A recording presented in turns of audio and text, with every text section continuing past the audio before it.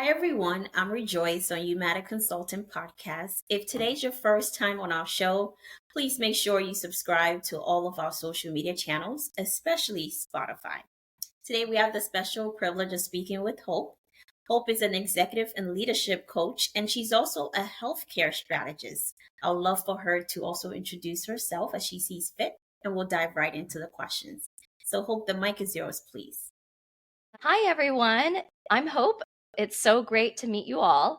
I'm super excited to be here. Thank you, Rejoice, for inviting me to be on the podcast. I'm really looking forward to a great conversation with you today.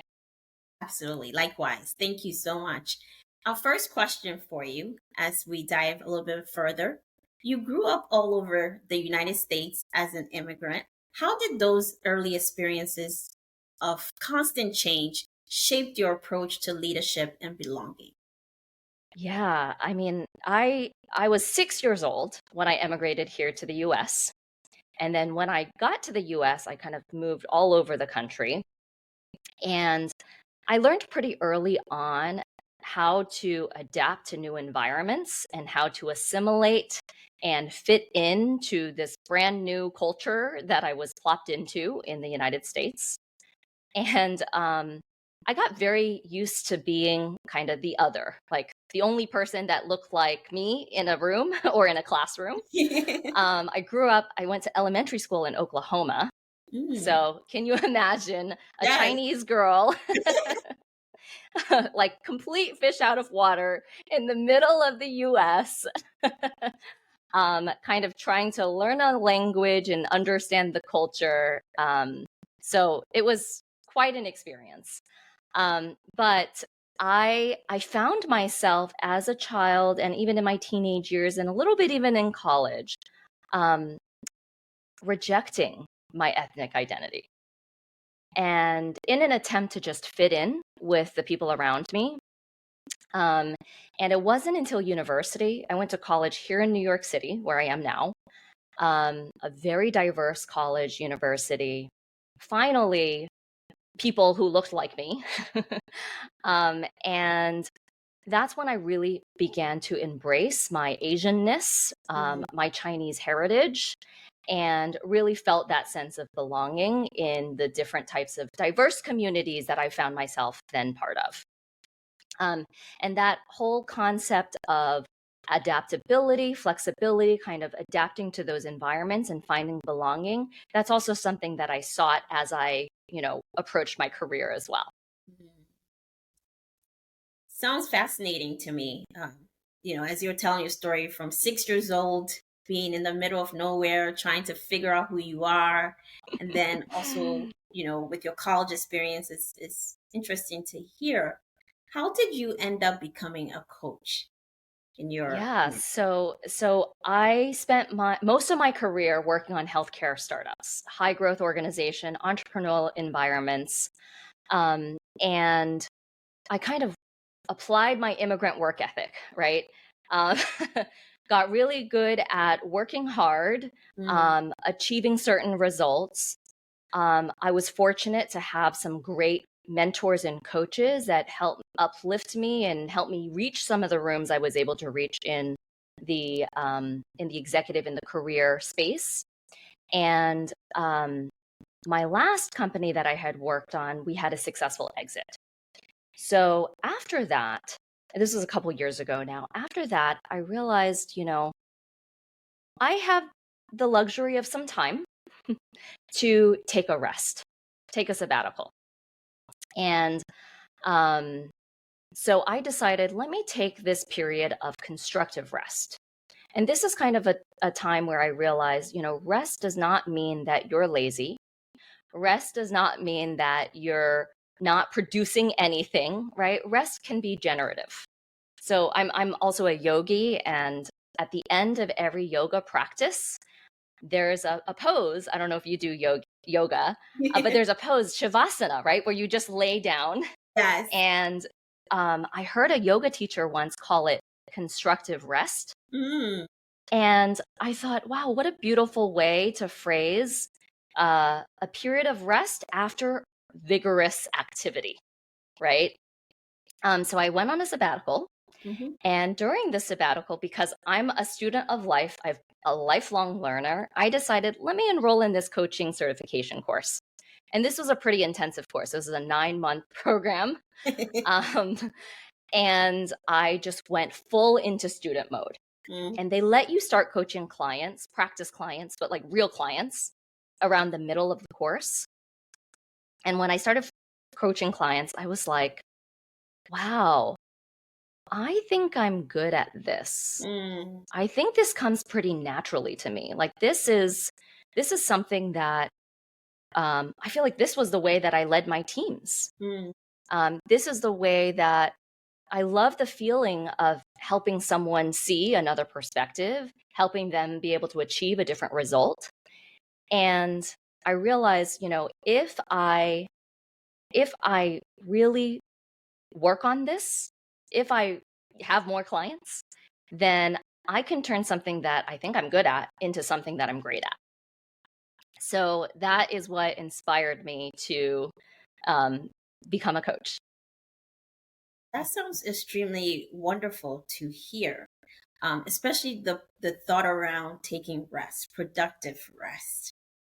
It's Hmm. not something we discussed often in the corporate world, or No. even. What do you mean you need some rest, right? Work hard. We got quotas. We got to hit our EBITDA. Plus, you're supposed to be, what they call it, you're supposed to be a type A personality where you're supposed to constantly achieve, get Yes. results, and that's Hmm. how people typically climb the corporate ladder. But more and more often, we're hearing a lot of executives talking about rest for Yeah. yourself, for your Yeah. family. So I'm Yep. appreciative that you thought about these things. In your coaching journey, what's your coaching methodology? I know there's so many coaches out there. What's been your methodology, and what inspired you to integrate oncological and strength-based coaching into your leadership style? Yeah. Yeah. So, the first coaching, remember that 9-month course that I told you about? That was in ontological coaching. Mm, So, ontology is the philosophy that addresses the nature of being. mm, And that course specifically and that program, that school resonated with me. It's one of the ICF accredited schools. It resonated with me because it was based in a lot of mindfulness and Eastern philosophy. And, like I said, I'm a yogi. So some of it really just brought such a whole person view of humanity, the human experience, human potential that was so beautiful to me and resonated so deeply with me. Um, the second coaching cert that I got was because, of course, I'm a type A achiever, was in strengths based coaching. So, strengths based coaching, um, as something that serves and helps leaders and teams understand what their natural superpowers and where their talents lie, and doubling down on the things they're already good at to exponentially improve their performance.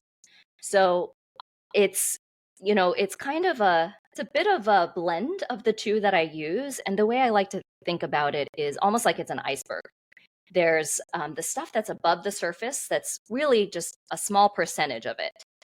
The things that you can see, the observable actions, the results that you see, the behaviors that you can observe from the outside, and then everything below the surface, which is just much deeper in the way that we make meaning, how we interpret things, our feelings, our thoughts, that happens below the surface. So I found that to be a really powerful way and transformational way to think about human potential and achieving excellence and achieving the high performance and the results that we want. exactly, exactly. I like that approach. I think it brings a little bit more meaning to the work you're Yeah. doing, and how to captivate people to want to dive in a little bit more. You describe leaders as the thermostat of their organizations. Can you share what you mean by this metaphor, and why is it so important? Yeah. So a thermostat can do two things.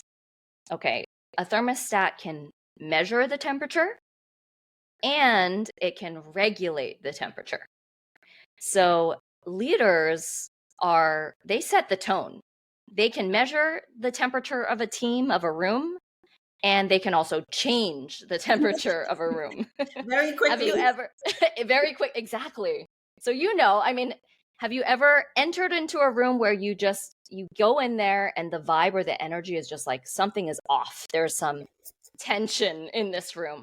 Or it could be like maybe you're in a room. Right. It could even be a virtual room, a Zoom room, where everybody is happy and chatting and catching up, maybe small talking about the weather. And then someone's name pops up and then there's a shift. Yeah. Right? Big shift. Exactly. So leaders, I think they have a responsibility, because so many people look to them, because they're in positions of power and authority. Right. They carry more responsibility than just anyone else, to show up in a certain way and to lead themselves first, do a temperature check of themselves first, so that they can try to get the best, result, or to be the most effective in all of the interactions that they show up in. Mm-hmm.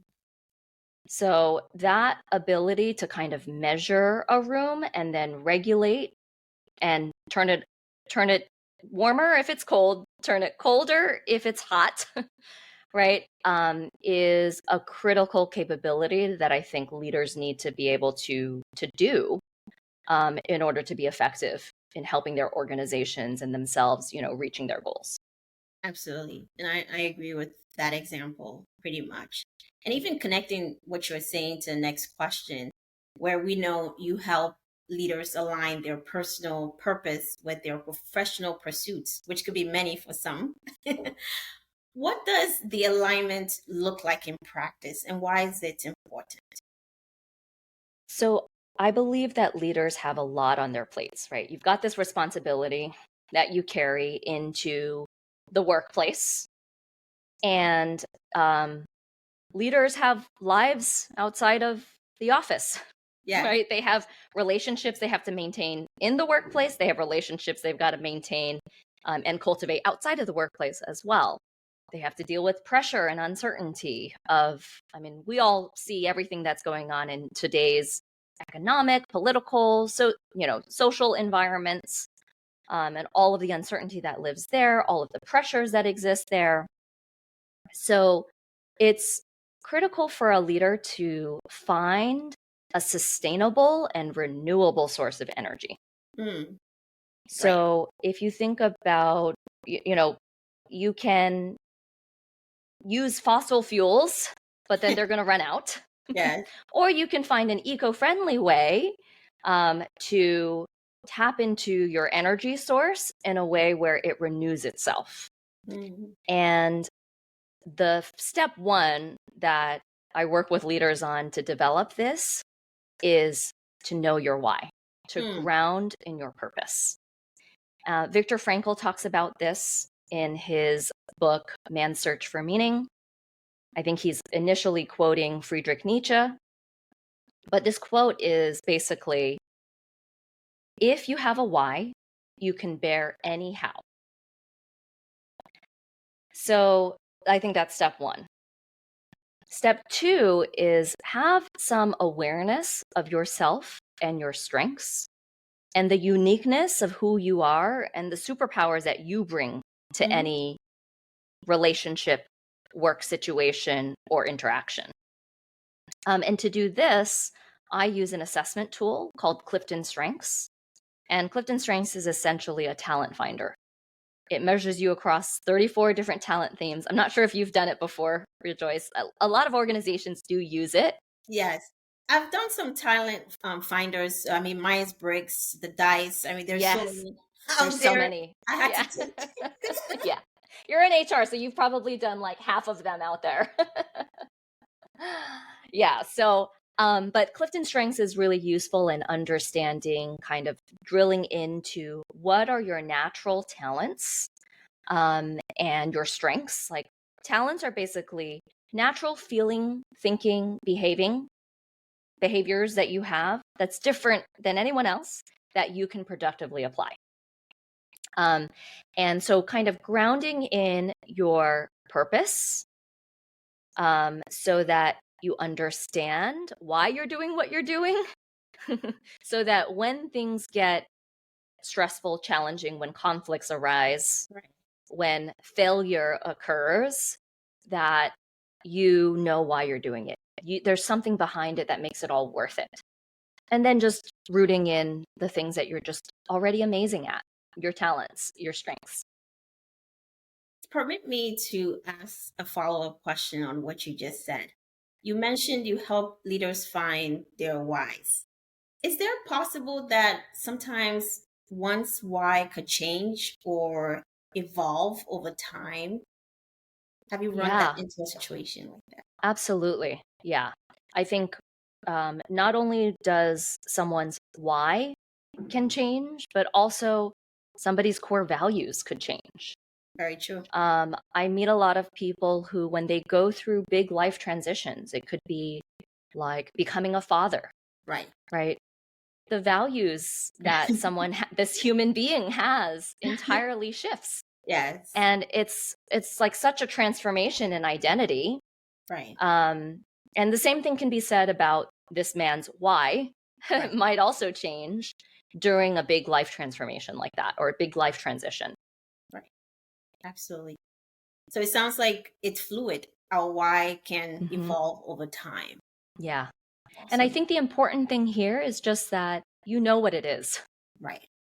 It could change 15 times, but as long as you know what your why is right now in this moment, and it could be big, like capital WHY. Right. It could also be lowercase WHY, like, why are Right. we building this product? Right. Why is the deadline this date? Right. Right? Small little whys and understanding that kind of root you to ground you in being able to move forward because you have that understanding. Hope, I love that answer, particularly because being in corporate world and also being an executive and also the high pressured environment where you always have to have this major whys. I love that there's a softer approach where Yeah. it can be a smaller why, right?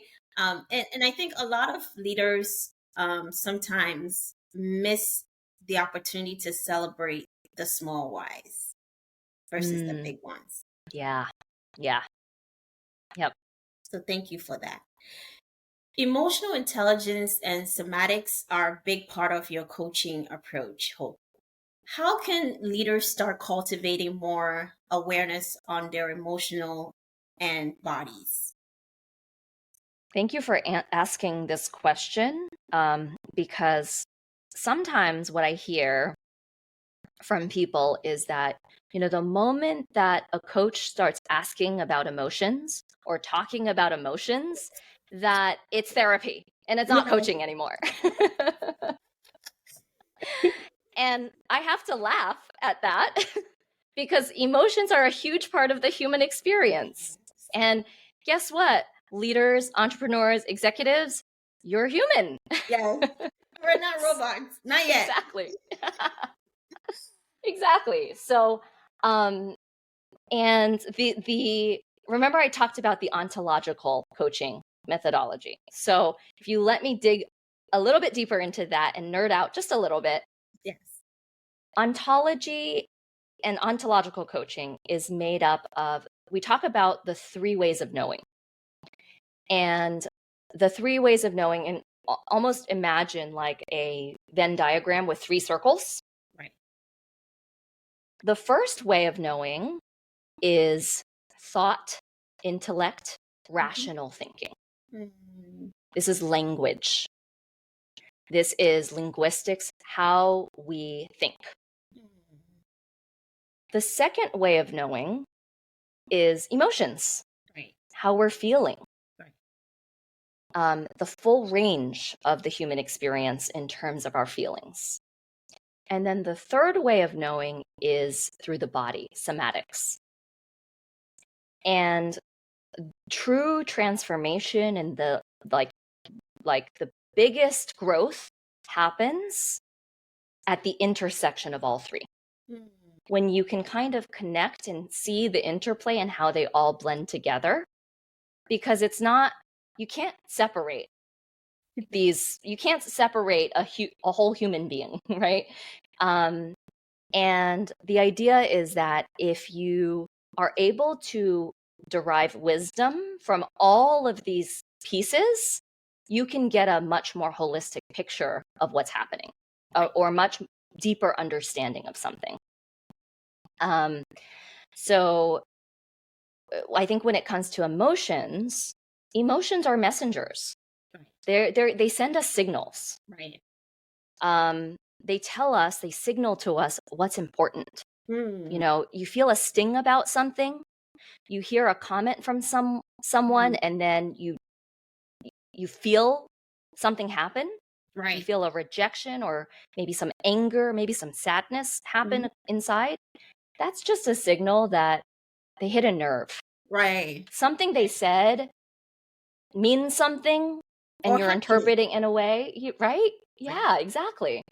So, and there's been so many studies on this about the importance of emotional diversity. And what that means is that emotional diversity is just the ability to hold multiple emotions and recognize them all at the same time. So I'll give an example. So let's say that you and your business partner you have a disagreement on the direction of an initiative, of a project. And someone with emotional diversity will recognize, okay, I've got multiple emotions about this. I feel frustrated. I feel respect, right? I feel frustrated. I'll slow down a bit. I feel frustrated because I feel like my opinion, my belief about the direction of this project isn't being heard by my partner. I feel respect because my business partner has achieved results in the past, and I really value their opinion, and I trust in what they say. I respect their ideas. And I feel worried. I feel worried because this is a high stakes project. It's connected to some of our goals for next year. And if this launch isn't successful, then, a lot of challenging things could happen. So when you can recognize all of those, when you have that emotional diversity, your actions and how you then interact with your business partner is going to be so different than if you can only pick up on one emotion. So let's say that you over-index on frustration and you say, oh my gosh, he never listens to me. I have all of these ideas and I can't believe that they're trying to do it their way and I'm not being heard. And then you show up angry. You show up accusing them. If you over-index on respect, you might say, oh, well, she's been in this industry longer than me. She knows so many more people. And you know what? Maybe my idea isn't the right one. So let me just turn down the volume on my disagreement with her. And then worry, if you over-index on your anxiety, a whole nother set of issues can happen. And you might not be able to move forward at all. Right. So that's an example of how emotions and understanding your emotions, really trying to get insight and wisdom out of these messengers that are visiting you for a reason, can really help you figure out how you're showing up and to be effective in the results that you're trying to get. So that's emotions. And then if we get into somatics and body, there is I mean, I've been a meditator for 10 years. So connecting to the body, there's just small techniques that I will tell my clients that they can use in a high stakes conversation. Something as simple as feel your feet on the ground, Yes, right? it works. Yeah, it does. Um, or if someone disagrees with you and you are trying to respond in a way that's calm, a quick 2 seconds, stick your tongue to the roof of your mouth. Something it actually does, again, like I said, with the interplay of the language, the emotions in the body, one thing can affect the others. Right. And I think that I'll speak for myself personally, and I think a lot of the clients that I work with, especially those high achieving type A people, we spend a lot of our time in rational Yes. intellect thought. Logic. Facts. Exactly. Exactly. We spend so much of our time in that. And sometimes we forget that we have a body because we're all in our brain. So,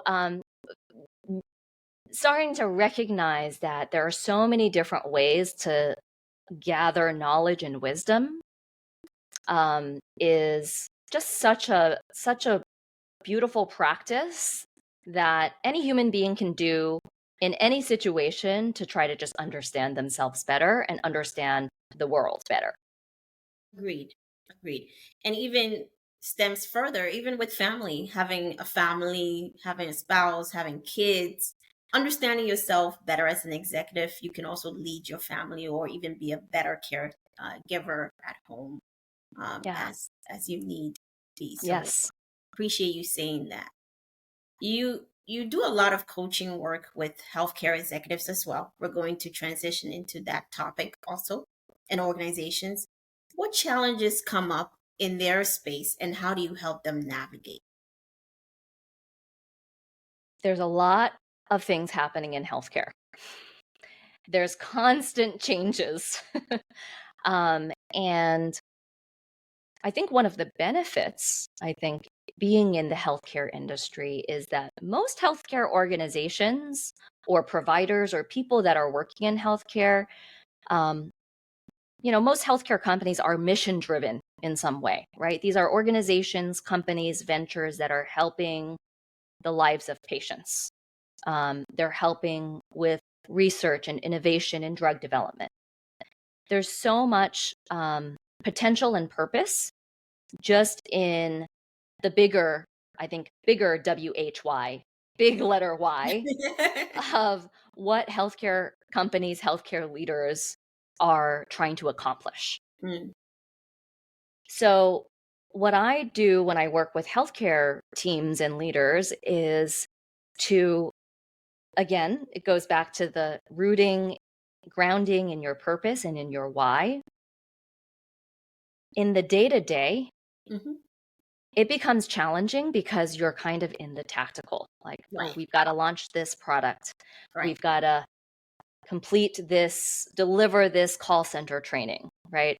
And, have these tactical, execution oriented things that we need to get done. And I think this is where what I said earlier about the little why Right. comes in, because you can connect the little why to the big why. Yes. Um, rather than focusing on, oh my goodness, I've got to get this healthcare, I got to get this member app launched. I've got to go work with that vendor by this date. I've got to set up the APIs. I've got to write all of this tactical stuff. Instead, zoom out. Why are we doing this? Like, what is this? What is this app for? Oh, this app is going to make it easier for patients to find alternatives to their medication and save money. This is going to help people save money, help sick people save money on their medications. Wow, that's a powerful little lowercase y, or maybe it's a big case y if there's a whole company that's dedicated to that. There are startups that do that. Right? So kind of going back to what is the impact that you're delivering What are you doing to serve the community, the patients, rather than focusing on, oh, I'm going to deal with this vendor again. Right. I got to do another call with that team, and kind of getting dragged down by some of the, and that's sometimes it's challenging to work with people. Sometimes it's exciting and fun to work with people. This is what comes with the territory of being a human being within a system. So, what also I'm seeing happen in healthcare is just change fatigue. Yeah. I mean, the pandemic, so much pressure and challenges in terms of just provider shortages. I mean, we're hearing so much about all different parts of the healthcare ecosystem, whether it's pharmacies or hospitals, struggling with staffing, and the staff that is there burning out because they're not able to take care of themselves because they're not prioritizing well-being. And sometimes it feels like it's life or death because it is life or death. Sometimes it isn't life or death, but it still feels like it. So, again, going back to finding ways to tap into renewable and sustainable energy sources so that we don't burn fossil fuels. And that's much easier said than done, of course. But it is possible. And I think that with everything that is going on in the world, in our country right now, that being able to develop resilience within the individuals at an organization, and for an organization itself navigating changes, restructuring, M&A, regulatory upheaval, that is going to be the new norm. So we've got to learn as leaders how to manage it ourselves first, and then how to bring that sense of calm to our teams. Agreed. Definitely agreed. All from administrators to people who are actually helping the clients on the floor, the doctors, the nurses, everyone. There's fatigue. Yeah. And I love your coaching step-by-step approach, and also your focus on energy, emotions, and emotional intelligence. I think all of those are key to having a sustainable person be functional. So, Hope, our next question for you. There is a huge trend on the multi-hyphenate leaders who don't fit in a single job title. I'm sure you know this. They're doing, advisory, counseling, or consulting. They might also have their own startup. Maybe they're also investors or content creators. How do you coach these people balance all the things that are on their plate? I'm so glad you bring this up, because the rise of the portfolio career, I think this is the term that I've heard it described as. It is, I mean, left and right on LinkedIn, you're seeing these multi-hyphenates. Yeah. And there was a McKinsey report a few years ago that what they asked was, they looked at the percentage of American workers who self-identified as independent workers. Mm-hmm. And so that number in 2022 hovered around 36%. Wow. But for the past decade or so, it has been increasing. Yes. And this specific cohort, McKinsey also found, is that this cohort is also the most optimistic workers in this country. Because I think there's something to be said about feeling and being in control of your own destiny, of your own portfolio of work, of choosing the types of things that you work on, right? So for my clients who are multi-venture executives that kind of have multiple things going on, they might be a physician executive. They might also have a new healthcare venture startup that they work on. They might serve on some boards, right? They've kind of got dabbled in a bunch of, they also have families, Yes. right? Podcast. Exactly. Yes. They create content. So for these individuals, if you think about, and I spent most of my leadership, past life in executive leadership in operations roles, right? And if you think about a company, there's usually a CEO at the top or a president, whatever. Then they've got their leadership team, the executive team of the different functional, departments. And then there will usually be a head of operations or a COO who's responsible for, operations, governance, execution objectives, processes, things like that.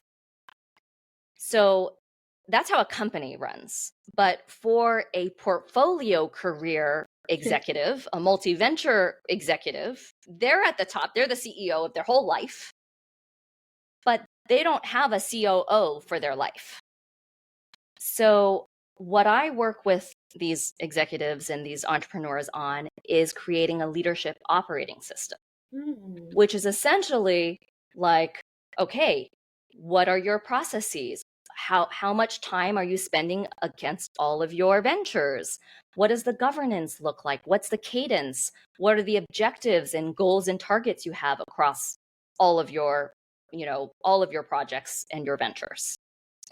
And really thinking about it as an entire ecosystem rather than, because they don't have a COO for their entire life.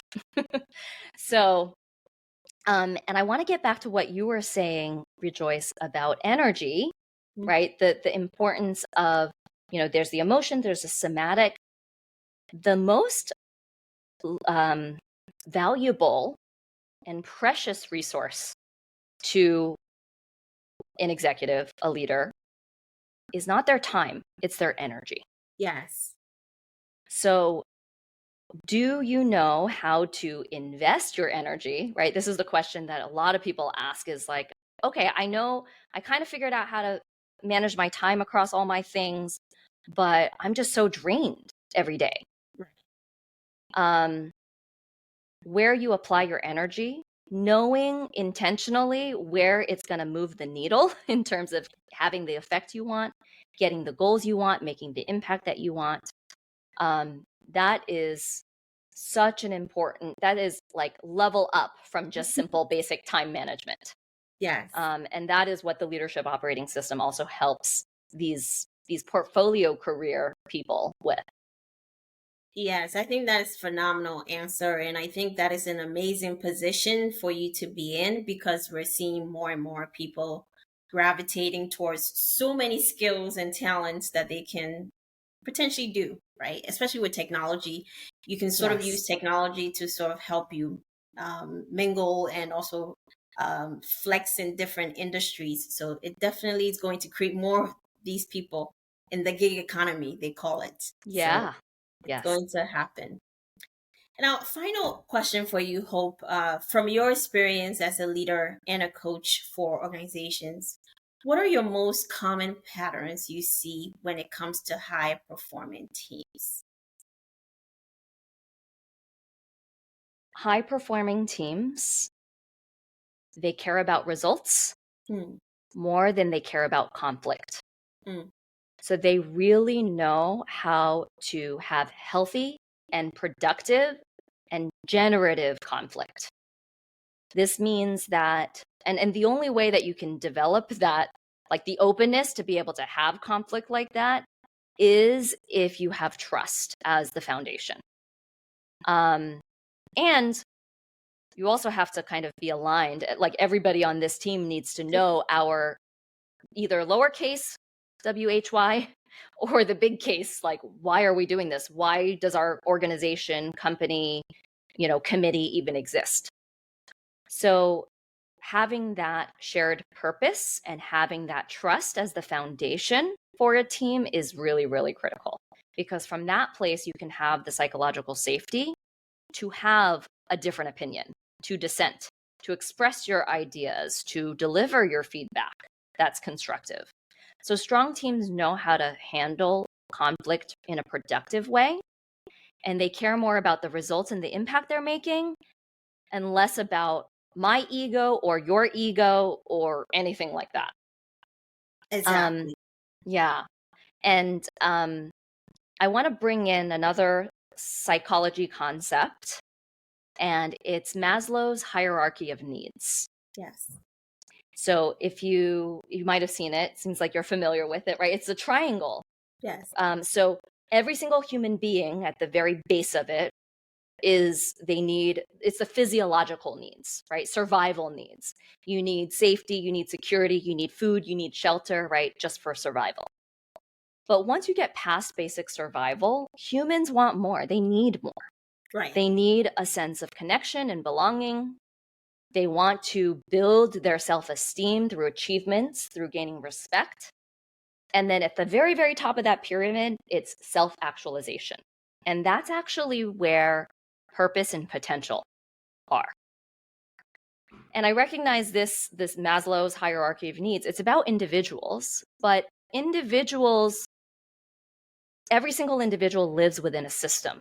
Right. Whether it's a family system, a national system, a legal system, an organizational system, a team, right? And these systems either help them or hinder them from their ability to reach self-actualization, which is their full potential.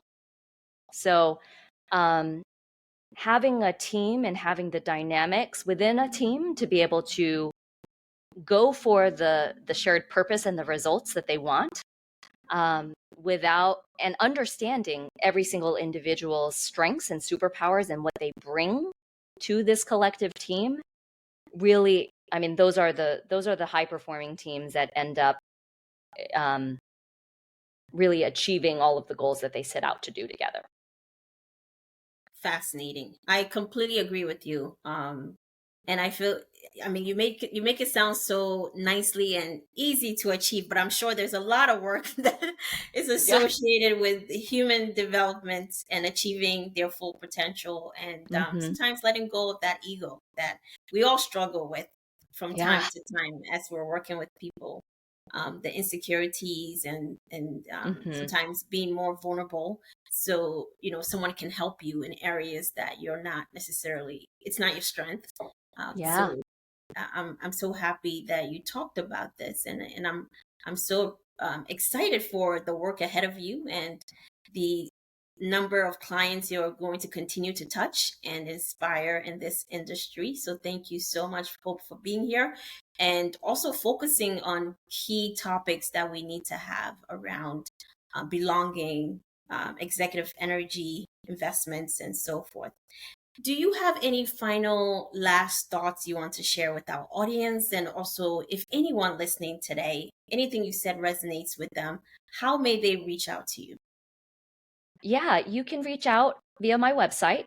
It's just www.coachingwithhope.com. You can find me there.